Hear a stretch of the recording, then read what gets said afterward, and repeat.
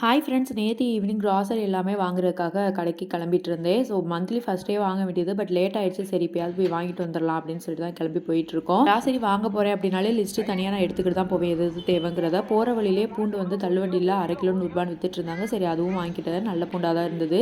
அப்படியே அதை வாங்கிக்கிட்டு அப்படியே ஹைப்பர் மார்க்கெட் வந்து ரீச் ஆயாச்சு. ஸோ தேவையான பொருட்கள் மட்டும் இங்கே வாங்கிக்குவேன். இங்கே எல்லாமே நான் வாங்க மாட்டேன். விட அதெல்லாம் வந்துட்டு ரொம்பவே ஆஃபரில் போட்டிருப்பாங்க, அது மட்டும் தான் நான் இங்கே வாங்குவேன். மற்றபடி பயறு பருப்புலாம் வேறு இடத்துல தான் வாங்குவேன். ஸோ லிஸ்ட்டில் இருக்க எதெல்லாம் வாங்கியிருக்கோன்னு கொஞ்சம் செக் பண்ணிவிட்டு அப்புறம் வந்துட்டு அகைன் வாங்க ஆரம்பிச்சாச்சு.